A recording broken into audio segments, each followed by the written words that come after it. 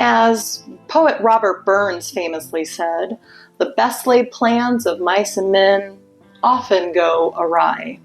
That is certainly the case when traveling in Costa Rica and its neighbors as well. So what happens when a carefully planned mini vacation gets turned upside down by strikes and protests in neighboring Panama? We'll talk about that today on Poly in Paradise.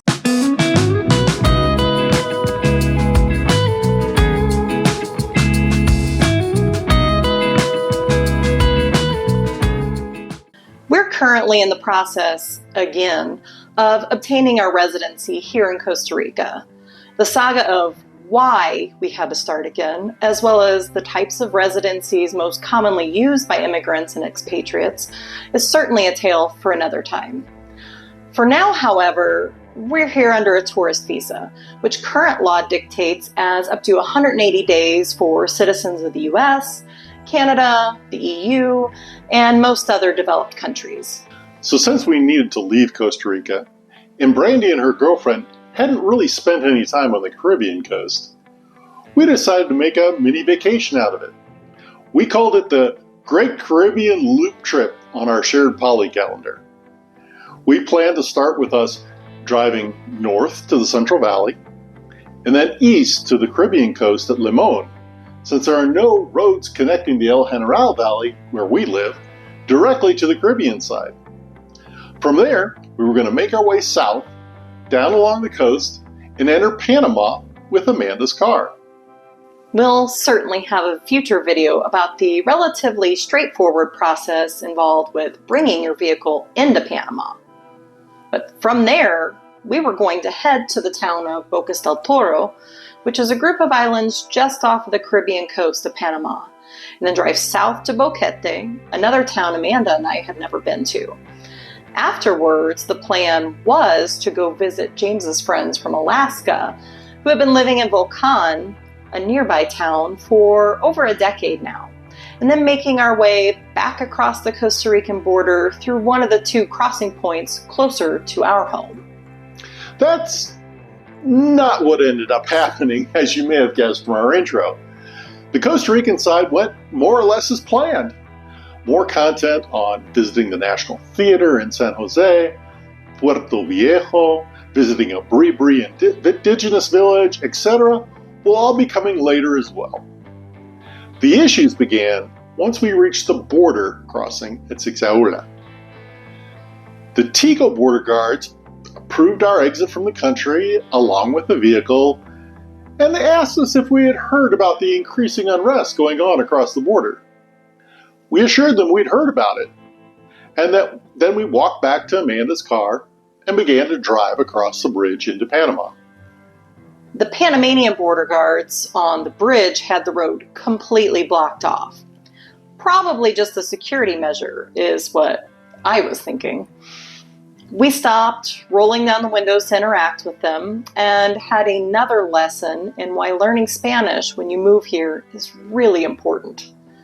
I could follow about 75% of what the guard was telling James, and most of what James was responding back with. Amanda, who hasn't been here as long as us, was quite lost, so James briefly brought her up to speed. The guards would not let us across the border, or more specifically, they wouldn't let the car across the border. The huelgas, or strikes, had picked up in intensity over the past couple of days, with numerous road blockades between the border and Almirante, the location of the ferry landing, and the water taxis for Bocas del Toro. We had already reserved and paid for 5 nights at a house, an Airbnb, over the water in Bocas del Toro, and we needed to leave Costa Rica to keep our visas legal. So we asked if there was some other options. Amanda had been watching our interactions, came over, and told me he could help. It turns out the man was both Tico and Panamanian, and was originally from Bocas. And in typical Central American fashion, he knew a guy that could help. After getting back to the car, he brought a wheeled cart over and loaded it up with all of our luggage, which was quite substantial, since we assumed we would be driving for the vast majority of this trip. On the long walk over the Sixaola bridge to get to the Panamanian side, he gave us the more precise plan for us to get to our water taxi in Almirante. Once we cleared the Panamanian Immigration and Customs, which I must say was the easiest and nicest land crossing into Panama we've experienced to date, we began our journey to Almirante. This started with loading our gear into a taxi, with an additional man getting into the front passenger seat. This was the guy that the one at the border knew, apparently.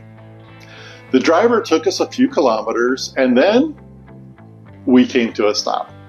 We were at the first strike line.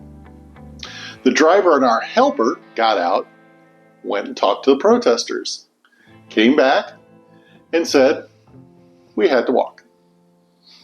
They unloaded everything from the vehicle, the helper passing off some of the money that we had paid to the driver, and then both helped us carry everything through the strike lines to the other side, where another taxi was waiting for us.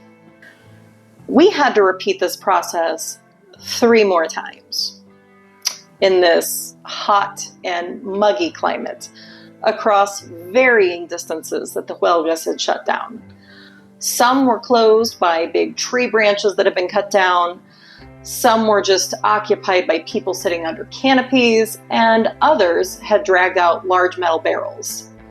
Most of the protesters didn't seem to have any hostilities towards us, but there were a few that shouted some not-so-nice phrases in Spanish. Most seemed to reserve their anger towards their government, where their grievances included the possible reopening of a Canadian-owned copper mine, changes to their social security programs that affected a lot of workers in banana plantations and other areas, lack of funding for schools in Western Panama, and allowing U.S. troops to return in a limited capacity to the Canal Zone, which is a very touchy subject amongst Panamanians. I'm sure there's also a few other grievances I'm leaving out as well. For better or worse, huelgas are not all that unusual in Panama, and it is indeed one of the major factors that led us to choosing Costa Rica over Panama. This mass demonstration was the third major period of civil unrest that the country has experienced since we moved down to Costa Rica in 2022. As Americans, we're obviously all for the right to assemble and petition the government for a redress of grievances. But the frequency of it occurring in Panama, the ways in which it happened, and the possibilities of further destabilization factored heavily towards our final decision for Costa Rica.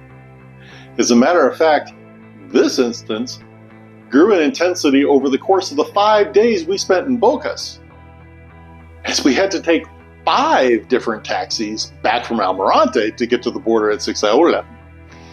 And most of them had extended the distances between the barriers that we had to walk between, in some cases pretty dramatically.